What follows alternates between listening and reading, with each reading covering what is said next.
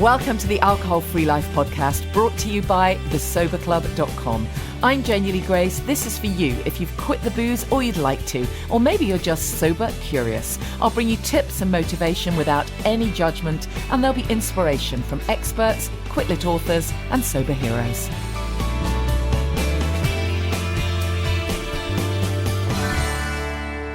Hi, and welcome to the podcast. How are you doing on this week that we have been released, some of us in the UK, released into the wild and into pub gardens? I wrote a blog post at the beginning of the week, actually, just kind of acknowledging that not everyone feels completely okay about all of this, because I think there's just so much fear and trepidation being around, so much collective fear. And I think certainly for people who ditch the booze during lockdown, this can feel really tricky, that suddenly there's all this sort of excitement, allegedly, of meeting people and drinking again. And, you know, there's been all this talk about, oh, wow, we'll have to get hideously drunk because we're now allowed to. All of that nonsense. But, you know, I just wanted to acknowledge that it is entirely normal if you're actually feeling a little bit wobbly about getting out into social situations. It's really quite normal. I mean, not only that, most of us don't even know how to get dressed anymore.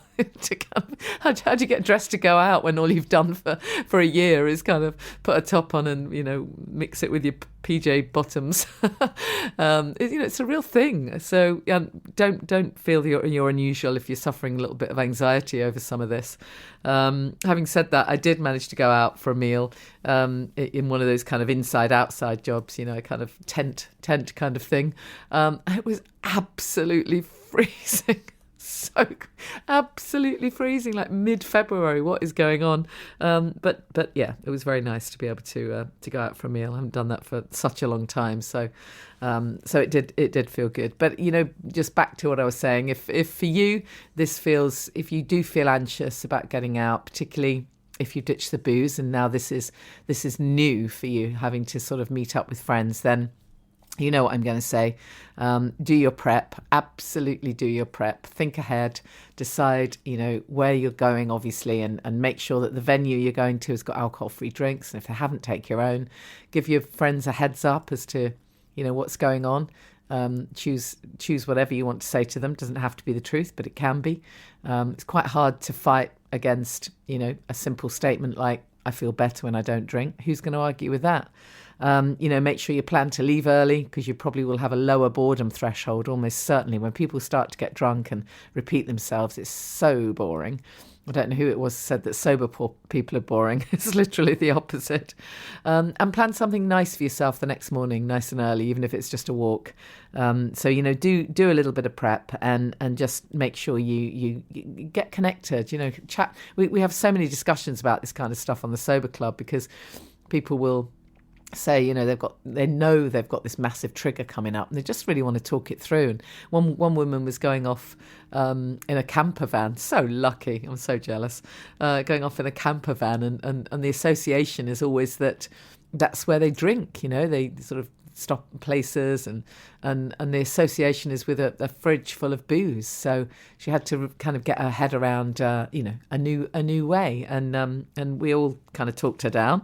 And now she's got a fridge full of great alcohol-free drinks and a copy of my book. And she took a picture of my book next to a kind of glass of alcohol-free something or other. And I don't know, first time I've actually been jealous of my own book getting to travel, right?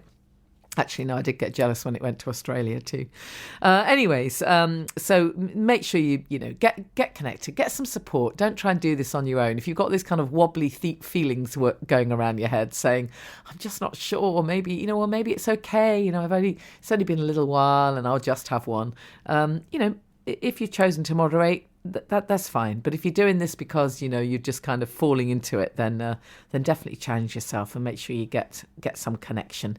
There was a nice piece in Marie Claire this week about this topic, about pubs opening up, but actually so many more people choosing to ditch the booze, or choosing at least to think about what their alcohol intake and think about what it's doing for them. And I contributed some some comments for that piece.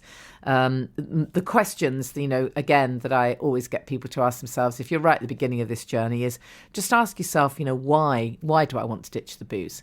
But then also ask yourself, why don't I want to give up? And that's really important. I'm not just being facetious there. What's stopping you? What are the reasons why you actually, a large part of you wants to carry on drinking? It's important to notice that, to recognise it. Perhaps it is social. Perhaps it's that you want to numb stuff out, but be honest with yourself, and then ask yourself, what will change if you do? What's the best that could happen? You've listened to some podcasts, hopefully. You've hopefully read some Quit Lit books. You've got a little bit of inspiration. What could happen if you stop? And that's a bit where you can get super excited and write down some dreams, if you like. And then what will happen if you don't stop? What will change if you don't stop? And take yourself down that path. So they're really simple questions, but they're worth asking yourself. My guest, I'm so thrilled that I got to speak to Dr. Adi Jaffe. I heard of his work ages ago. I'll mention that in the interview. He's very well respected. His work and research focus on changing the way people think about and deal with mental health issues. And he's absolutely passionate about the role of shame. This was something I really wanted to talk to him about. Shame in destroying lives and these stigmas around mental health. He's very inspirational, very motivational. Absolutely love his work. Enjoy the interview. My guest is Adi Jaffe, PhD, world-renowned expert on mental health, addiction, relationships, and shame. I'm going to go into your background in a moment, Adi, but I just want to say welcome, and what a massive pleasure it is for me to get to chat to you, because I've heard you speak on various podcasts and various things over the years. In fact, when I was in my very early days of sobriety, and kind of I've been sober three and a bit years, and I remember hearing you speak on a podcast when I was fairly early on, and we'll talk about that particular topic later. But you were just so important to keeping me inspired. So it's a real pleasure to chat to you. Thank you so much, Janey. That really does mean the world. Well, I'd love to know, before we get into all the current stuff you're doing, and you're going to tell us about Ignited, before we get into all of that, just tell us a bit about your background, because you've been a lecturer for years. You've been involved in progressive mental health treatment facilities. So just give us a little bit of a potted history. Sure. I have been doing all those things, but before that, I was a lost kid, really since a very early age. I'd say I knew I was lost and weird since about 8 or 9. And I kept trying to find ways to deal with that. Very socially anxious, very awkward. I only remember this in the last few years, but I used to go home with stomach pains that I realize now were almost like ulcers and deep GI issues from my high levels of anxiety in elementary school. So grew up in that, and then found alcohol and then weed and then other drugs later to help fix that anxiety. And it did a pretty damn good job for long enough for me to feel like it was allowing me to handle it. I didn't realize that what it was doing also was making me completely not trust that I had the internal ability to feel better about myself, but that I would always need something to fix me. And I'll tell the short version, although obviously there's my TED Talk and all these other places in the book that people can read the longer version of this. But it ended with a SWAT team arrest at my house in Brentwood here locally in Los Angeles at the time. It was the nice Beverly Hills SWAT team they were willing to make the journey from Beverly Hills to Brentwood, which was very nice of them. And I was dealing drugs. I owned guns by that point. I had this little mini criminal enterprise, and that's where my life ended me. And it was all it looks insane when you look at the end point, and it all made complete sense to me in the gradual interim. And I think that is what I bring to the equation for a lot of the people I work with, is the recognition that no matter how insane it seems in the end, it all made sense as you were going through it. Yeah. So for me, one of the ways that I found my way out was by going in and trying to understand what happened. I went back to school by necessity. I couldn't get a job because after that whole SWAT team arrest, I have 9 felonies on my record, and I couldn't get hired at the mall. Right, a clothing store wouldn't hire me because I was a con, an ex-con, and so I ended up having to go back to school literally just by necessity, and did well for the first time in my life since elementary school. I was very committed to schooling, and so I did really, really well in it. Ended up getting my PhD from UCLA, studying psychology and behavioral neuroscience and genetics and statistics. And yes, then I ended up lecturing. I lectured at UCLA. I started writing about my own story and being public about what happened to me and not ashamed of it around 2008. So can't believe that's already 12 years, but 13 years, but that's about when that started. And so for a while I had a big blog, and that parlayed into running a treatment center. And now I have a podcast and wrote a best-selling book called The Abstinence Myth. So I've sort of made addiction my life really since I was 16 years old, studying it on the ground first, then studying in school, and now hopefully being able to parlay that information and that experience into helping people. Yeah. Before we go any further, I'm just really interested when you use that expression, when you kind of you were a lost kid, and I just wonder, looking back, what might have helped you had it have been different? I mean, I suppose none of us get to choose the circumstances we grow up in, but I always find it fascinating, this whole nature versus nurture. Are we just the product of what's happening around us with our parents, or is there something going on anyway? And is there anything that might have helped you, whether that be in the school system or the right teacher? Man, what a great question. So yeah, I do know in retrospect now some things that probably would have helped. Did anybody know at the time? Probably not. I was very good at masking my anxiety. Nobody could understand, even that stomach ache I was talking about. Nobody could understand why. It took years for me to figure out that that's what it was at an early age.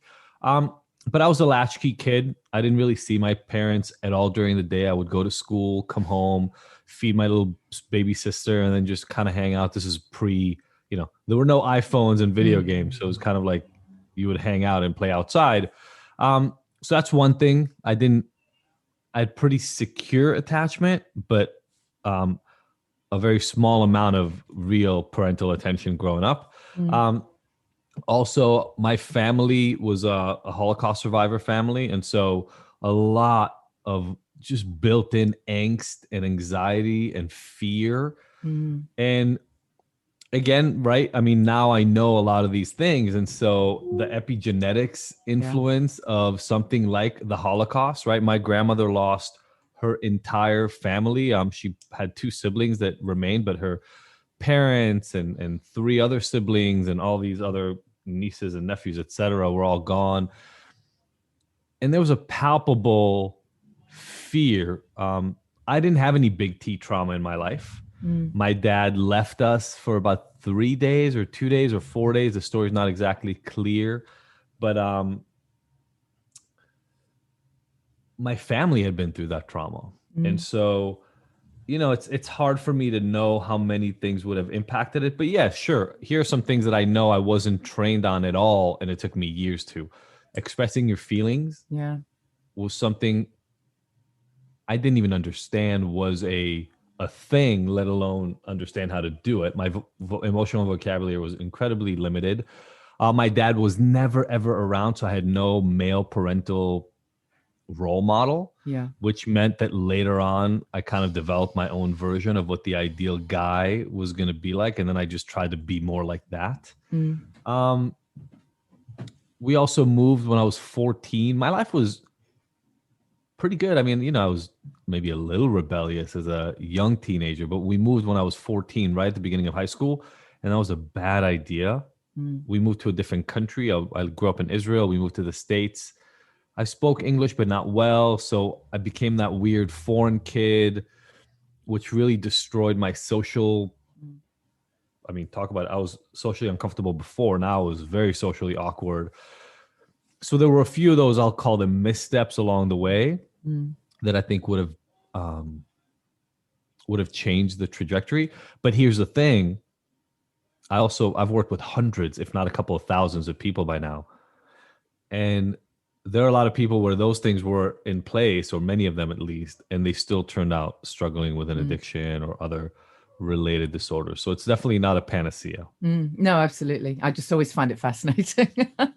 I really do. I find it fascinating reading, looking at Gabor Mate's work and Vincent Folletti with the ACE study, and the fact that trauma in childhood can be so many things, and actually really quite subtle things, and yet has such a massive impact on addiction. Anyways, tell me a bit about what when you got yourself sorted, basically.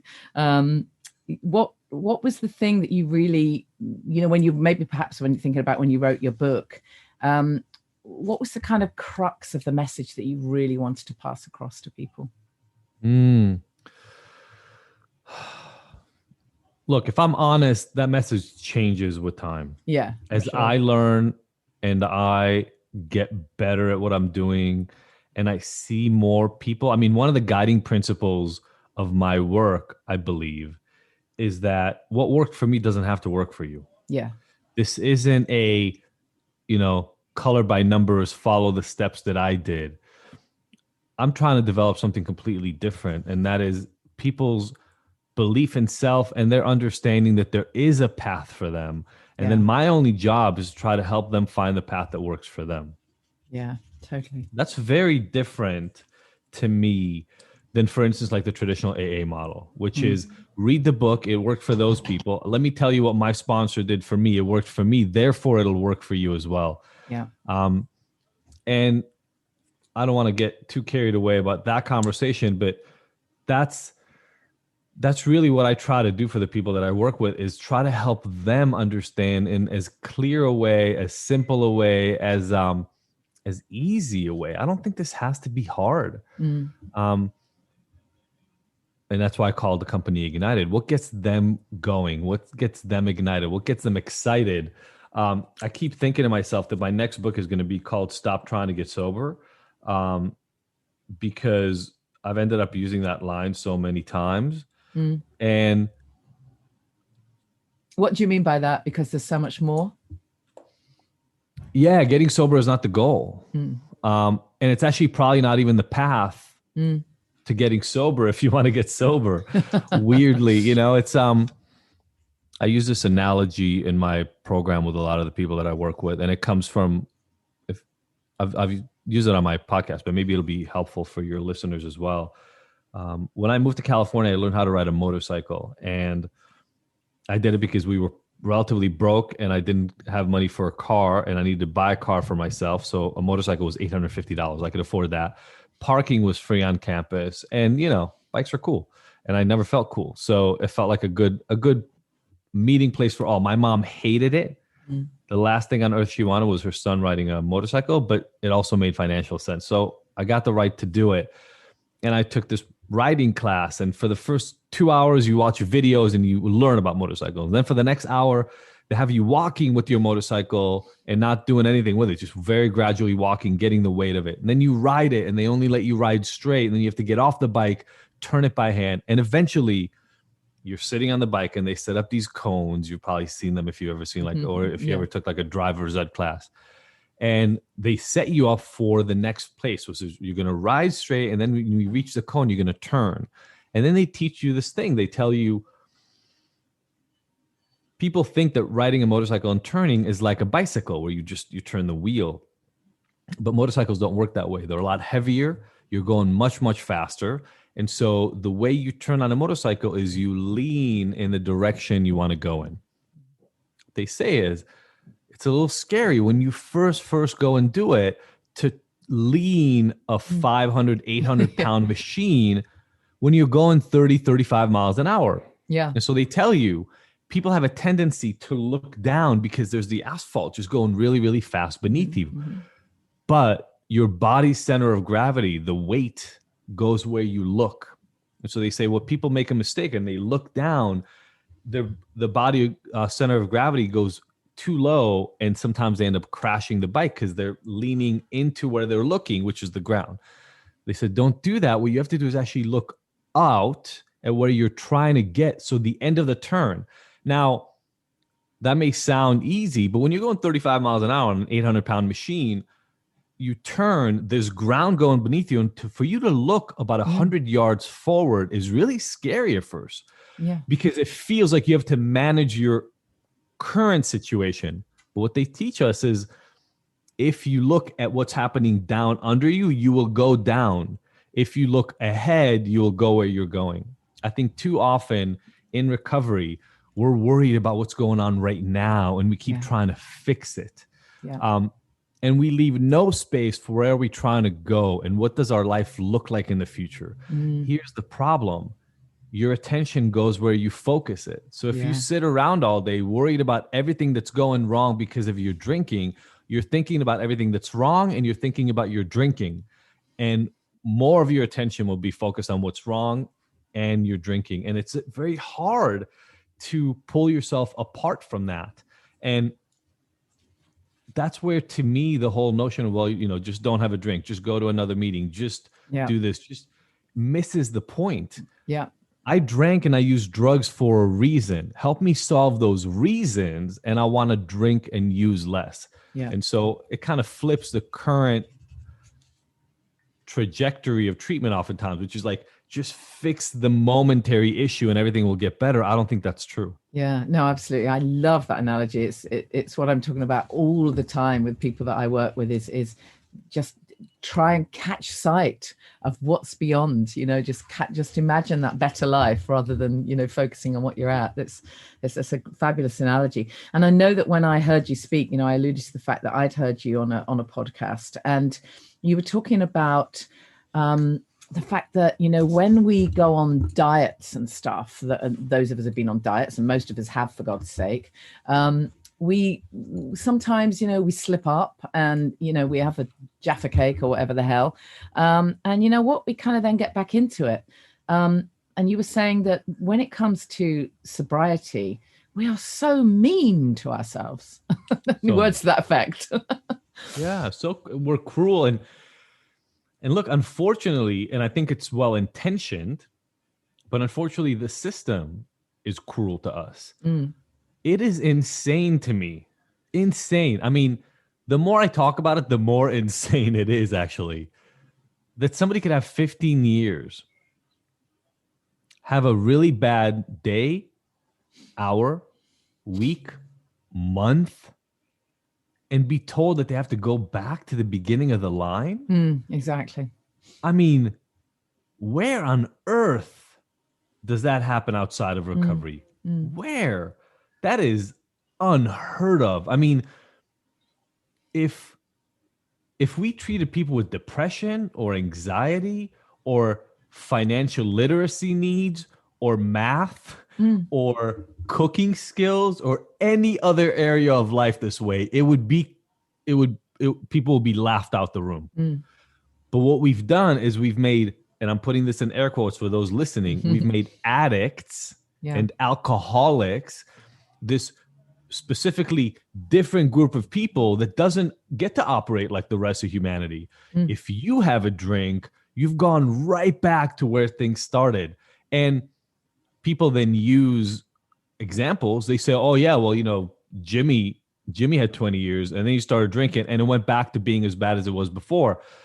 Well, that's great that you have these anecdotal evidence pieces, but we also have confirmation bias and you also have expectancy bias, and you have something called the Pygmalion effect, which means that the way we expect other people to behave makes them more likely to behave that way. So when you tell somebody who struggles with addiction that they are an addict, and if they drink again or smoke weed or take a pill, they'll go back to the way things were before, whether you want to or not, you're making it more likely that will happen.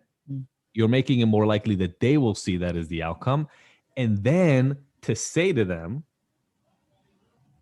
oh, you took a pill, you smoked some weed, you had a drink, you got to relinquish your 12 years of recovery. You're a failure, effectively. It is, and walk back into the room as if after failure, what we need is more humility. I think it's asinine. I think it's completely backwards. And I think whether people recognize it or not, it is one of the leading reasons for the level of failure we get within treatment, because people would rather leave Yeah. than deal with that consequence. And if Yeah. you're making people leave, you are by definition decreasing their odds of success. Yeah, absolutely. And I know that, the role of the shame is something you talk about a lot. It was something that was surprising to me, actually, that when I first stopped drinking, I felt so much shame. I mean, bizarrely, I didn't feel any shame when I was drinking. But when I stopped, oh my goodness, the shame was just immense. So much so that I couldn't tell anyone. I now know that that's not a good idea. But when I look back, and I've heard other people say, very similar things, once you become, aware, once your eyes are open, that terrible sense of shame at what's gone on, it's kind of, it leads to inertia sometimes, so that you find it really very hard to even, connect further. Tell us a bit more about some of the work you've done around shame and how you believe it affects people. Yeah. So, my insight into shame came not anecdotally. I actually didn't work on it at all until I did a postdoc study. So I'd already got my PhD. I was really interested in technology and its use in addiction. I was 3 years sober, and then I went out, quote unquote, and started drinking moderately, and it's been fine for the last 17 years. It hasn't been an issue for me, but I wanted to study how we can use technology to make addiction treatment better. And I was focused on a very simple piece of the puzzle, not on the treatment itself, but how do we help people find treatment? So I created this really beautiful, in my opinion, online website that asks people questions they know the answer to, like, what are you using? How long? What's your family structure like? How much money do you have? What insurance do you have? Things they actually can answer, not what kind of treatment you need. They don't know that. And then match them to treatment. And as we did that, we recruited participants for a research study. And the way I phrased the study was to see what made people get into treatment. Well, it was in lining up that study that I realized, oops, I'm asking the wrong question. Most people don't go get treatment. It blew my mind, and maybe it'll blow somebody's mind when I say this now, that 90% of people with addiction problems don't ever get professional help for it. Yeah. 90%. It's mind-boggling. There's no other field where that happens. In depression, something like 60 to 70% of people get help. Diabetes, it's like 70 to 80. Cancer, it's 80 to 90. They get help, like the opposite of what happens in addiction. And so what I became interested in seeing, why don't people get help? And so we found 4 factors. It was a 2-year study. It took a lot of work to get done, but obviously cost and logistics. Yeah. Those make sense. Treatment can be very expensive. I think it's sad that it's that expensive. It's what we're trying to fix with Ignited. But it is. It's pretty expensive. Average episode of treatment costs $10,000. Is that for a rehabilitation center? So this is across the board, but normally, it's the cost of residential or inpatient definitely substantially increases the cost there. Yeah. Those can be upwards of 20, 30, 40,000 a month. Yeah. But outpatient is more like 2,000 to 3,000, so it averages out to about 10. Then logistics. Everybody thinks you have to be serious to get help on your addiction, but I can be very serious about many things in my life and not have the ability to leave my family and my work for 30, 60, 90 days to go get residential help for it. Or even outpatient treatment. Intensive outpatient is 10 to 15 hours a week. That's a massive commitment. Yeah. I'm a pretty privileged person in the universe, and I recognize that. But if you're working a job and a half, 2 jobs to support your family, that's a massive ask. So logistics were another big one. And then in the survey, shame came up as a massive problem, especially in the first 6 months of seeking, because we followed these people for about a year. And in the first few months when they were just starting to look for help, like you described, Janey, right? When they were starting to understand they needed to do something was when the shame was the biggest. Yeah. And so they weren't reaching out for help, not in terms of where to go for treatment, not in terms of talking to somebody in treatment because they felt so much shame. What they literally said was, I want to fix this on my own. I don't want to tell anybody about it. I'm ashamed of it. So they were looking for help, but just not talking about it because of the shame. Yeah. And then last but not least, abstinence. 50 to 60% of people told us that it was a pretty serious impediment to them getting help. They said, I know I need help, but I either enjoy using or drinking too much to quit, or I'm not ready to quit. And people traditionally look at that audience as saying, as not serious about getting help. But I call BS on that too. It's like, I can be serious about wanting help with depression, but not know if I can ever be not depressed again. I can want help with my weight, but not know if I'm never going to have a donut. This commitment to, you must commit ahead of time to never drinking again, is a really high barrier. Yeah. And we've sort of put the onus on the people who need help to just come up with the resources for that, right? We say to them, well, if you're really serious about this, you'll commit to giving up forever the thing that has made your life livable to this moment. And we look down at people who aren't willing to do it. So when I learned that, especially the shame and the abstinence components, because everybody knew about cost and logistics, I said, I can't just sit in my ivory tower and do research on this. I've got to go out and fix it and help people do this themselves. Yeah. And that's really what started my public writing and talking about ways to help the public understand that there's a completely different way of understanding addiction. Definitely. I know that one of the things you've worked in, I think you've got an online course, a workshop on, I think you call it something like SOS Family, where you're talking about family members and well, I mean, this is not an area that I have any experience in at all, but I am occasionally asked by people, if there's someone in my family who, has an addiction, can I help them? Now, it's a difficult one, isn't it? Because, if it's a partner, I've heard people say, I don't want to become the enabler for that person. Yeah. So that's difficult. Sure. But then by the same token, aren't we meant to be kind? We're not just going to chuck someone out, right? Or if it's a parent or, goodness, this is a complex issue. But I'd love to know what your take on it. Well, this might be a really good resource for people. So we actually have two things there. They're called the Family SOS.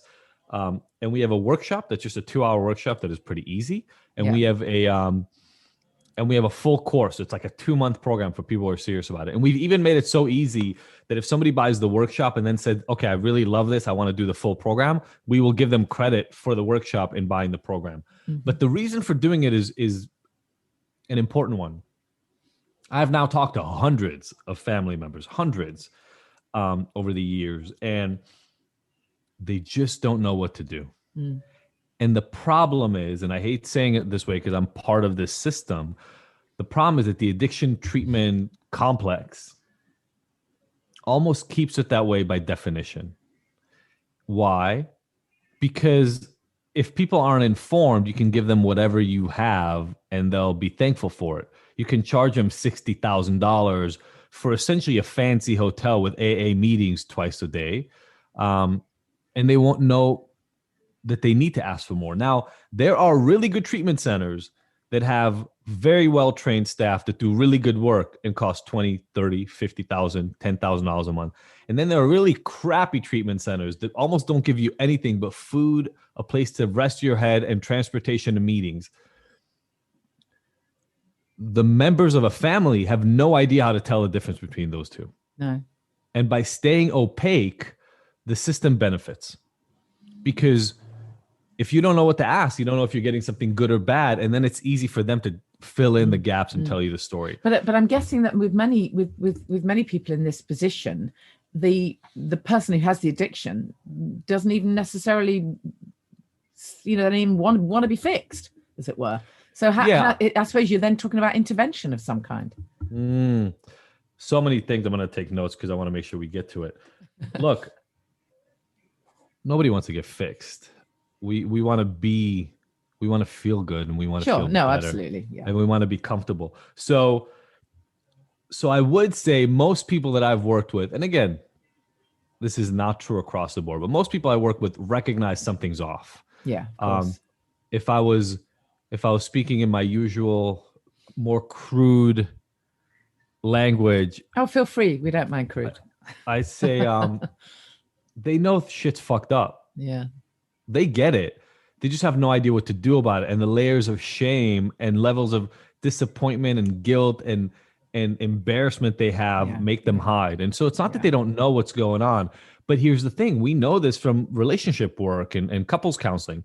You can't come to your partner and say, you really pissed me off when. The moment you do that, you're done. And so you're now not having a constructive conversation in the same way that you can't come to somebody who's using drugs and say, you got to stop doing this.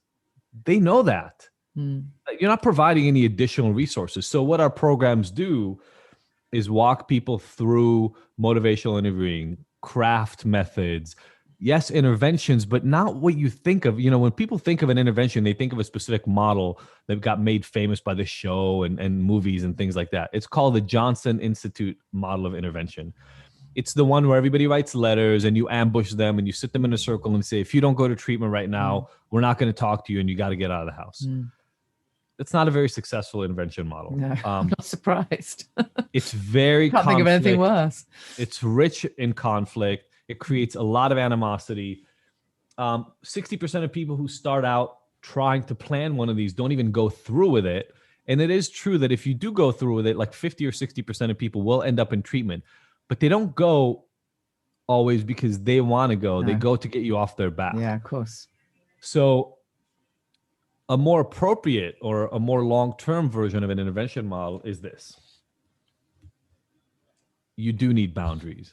Being what people are calling an enabler means helping make it easier for a person to make decisions that might be bad for them. You need boundaries. You need clear communication. You need a roadmap, right? You have to come to a person with, if you're going to come and offer solutions, make them part of the equation, but also offer solutions. It's not, don't make it a black or white decision. Choice is a very important part in what we teach. And so our programs for the families teach them how to have some ownership over what happens.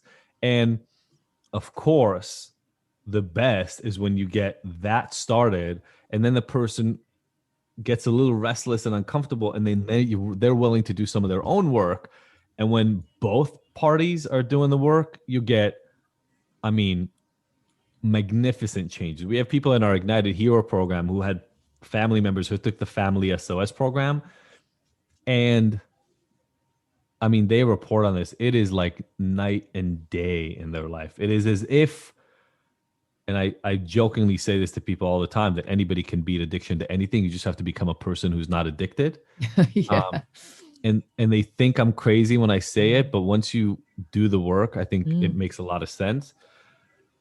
So when you become a person who's not addicted and your family members become somebody who is not triggered by your old behavior to believe that you are still the quote unquote addict that you always were, you can get very healthy, beautiful, intimate, long-lasting relationships where 6 months, a year earlier, everybody thought the wheels were coming off and it was never going to be okay.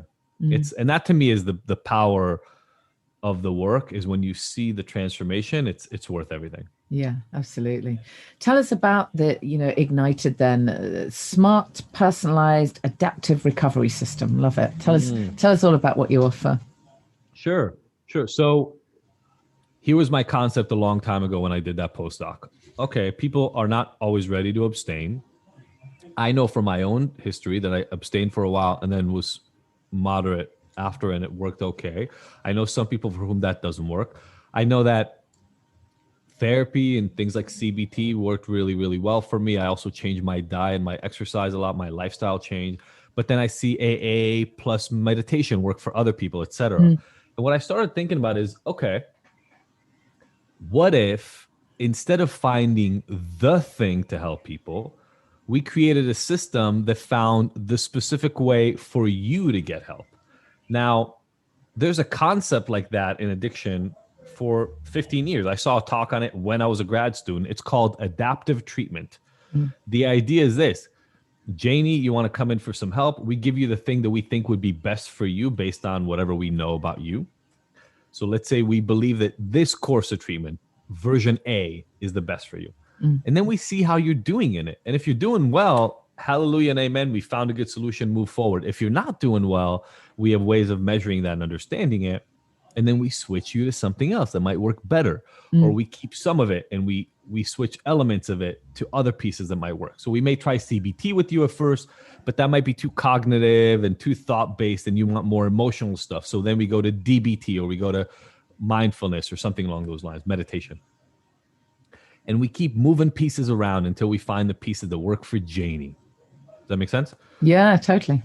So it's called adaptive treatment, and there's been research on it for 15 years. Really, really hard to do, because you can imagine going to a rehab and them not only trying to do the regular work with you, but then figure out if that work is doing you any good or not, and then be honest enough and not egocentric enough and well trained enough to say, hey, Janey, what we tried didn't work really well, so we're going to keep one or two pieces, but we're going to change everything else you're doing. It takes a lot of effort, a lot of work, and potentially a lot of training and money. So nobody's ever been able to figure out how to make it actually work on the ground.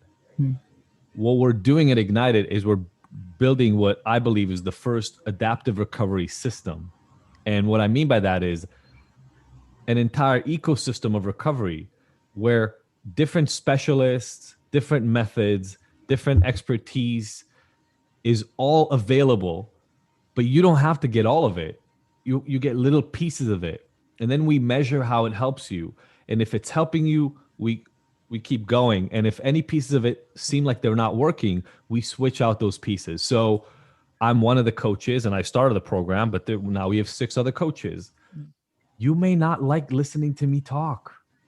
You may like our coach, Kate, talking a lot better. An adaptive recovery system will give you less of me and more of Kate, because I don't need you to like me. I just need you to be doing better. One of our coaches is really great at meditation and hypnosis and these kind of deep, sort of parasympathetic activation, deep dive, below consciousness sort of techniques. Some people hate that concept. They despise it. And other people are drawn to it like moths to a flame. Instead of making people do it, what we're doing is we're matching people who are better suited for it into that system. And so the Ignited Hero program sits on the understanding of shame, first of all. There's nothing wrong with you as a human being. You're not a bad person. You've made the best choices you can make till now, and you want to change them, and that's great. Yeah. You don't have to commit to anything other than doing the work and showing up. And then we try to espouse principles like radical transparency, where we get to be very transparent and honest with all of our people. And then it's our job to best match them to the approaches that work for them. And we've now run about 1,000 people, a little over 1,000 people through it. We bring about 35 to 47% reductions in people's use within about a month or two. People tell us they like our system better than whatever they were doing before by about 2.2 times, so 220% better than what they were doing before. They like it better, they engage in it, and it's cheap. Like our programs go from $27 a month to about $250 a month, depending on how much you engage in. And I wanted to make this cheap and affordable because we know cost is one of the barriers. So if my goal right now is to actually create this entire different recovery ecosystem where it's not about my method, and it's not about AA, and it's not about religion-based programs or cognitive behavioral therapy.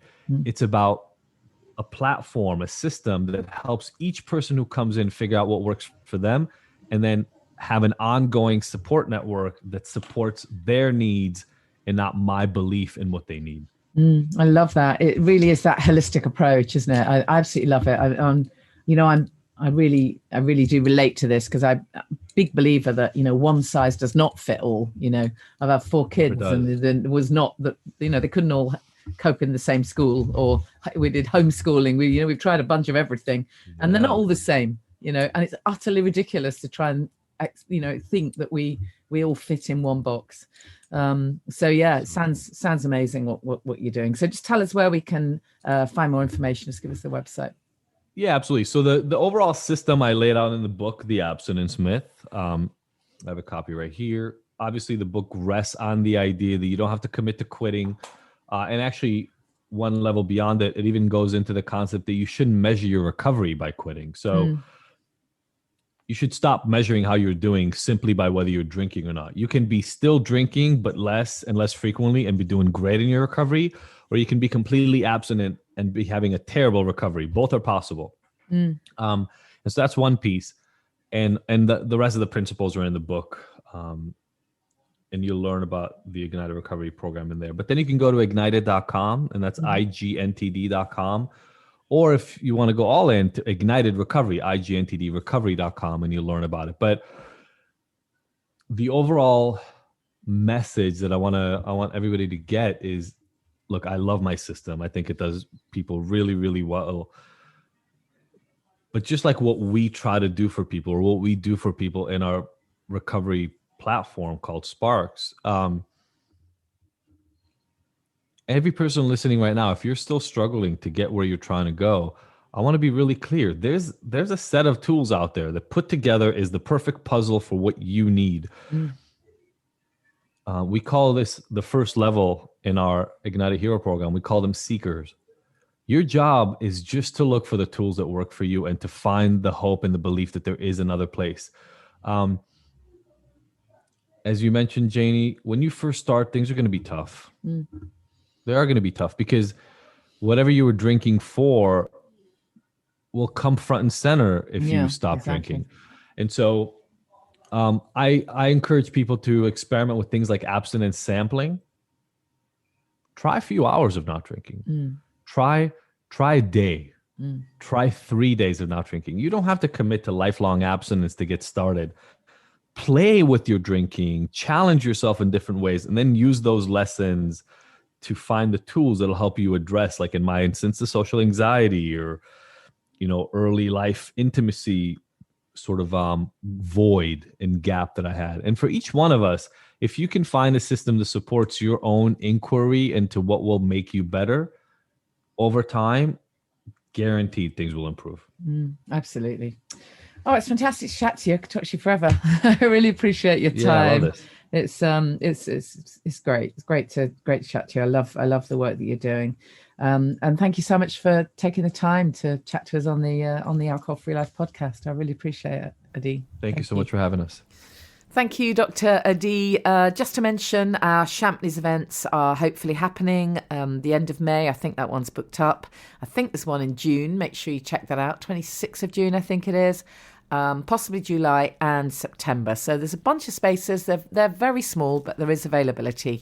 If you look at thesoberclub.com and click on events, you'll see the link there. Probably best to phone them up and see if you can get a space. It would be absolutely wonderful to see you on our self-care and sobriety retreats. It's perfectly cool if you haven't stopped drinking or if you've been sober for 10 years, 15 years, doesn't matter. It's all about self-care and how to live your best life. So we'd love to see you at that. I wanted to mention that there's a competition on the UK Mums website. ukmums.tv have done a competition to win my book, Happy, Healthy, Sober, and also a year's membership to the Sober Club. So that is a meaty old prize there. So if that's something you'd be interested in, have a check of their website. And also on my website, on imperfectlynatural.com, I've got a bunch of competitions as well as the soberclub.com, just to be a little bit confusing.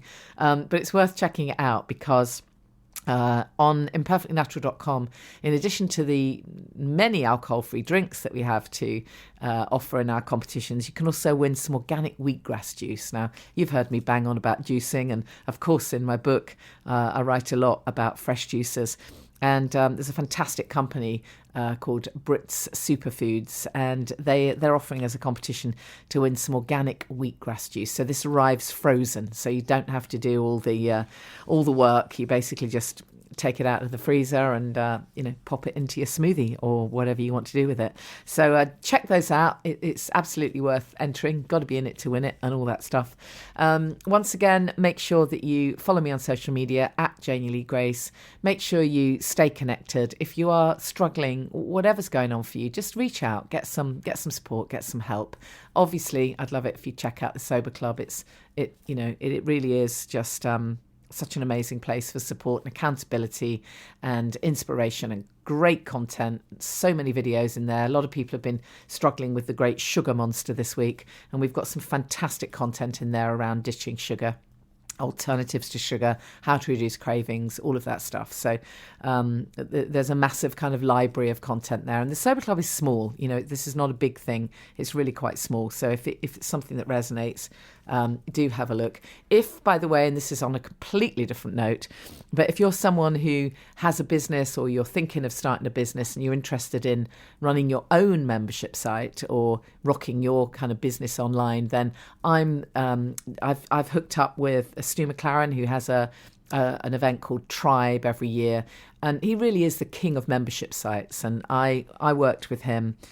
Did some training with him. His stuff is just fantastic. He's so passionate and enthusiastic about the power of connection and the power of community. And certainly for me, it's been one of the best things I've ever done, being able to run the Sober Club, because the differences that we get to see in other people, and ourselves is amazing. So just as a complete aside, if anyone's listening to this who has a business and has been thinking to themselves, wow, I'd love to start a community or have a subscription service or a membership site, then drop me a message and I'll send you a little bit more information about a completely free workshop. So drop me a DM or find me on social media or go to the show notes, and there's loads of ways of contacting me there, and I'll give you some more information. I look forward to seeing you same time next week for the podcast. I've got some great guests coming up in the next few weeks, and as always, if you've got any suggestions for guests, let me know. Stay super proud of yourself if you're doing this hard thing, and give yourself a massive pat on the back. See you soon. Thank you for listening to the Alcohol Free Life podcast, brought to you by the Sober Club. Please rate and review. And if you want support, accountability and inspiration, and you want to live your best life without the booze, check out thesoberclub.com.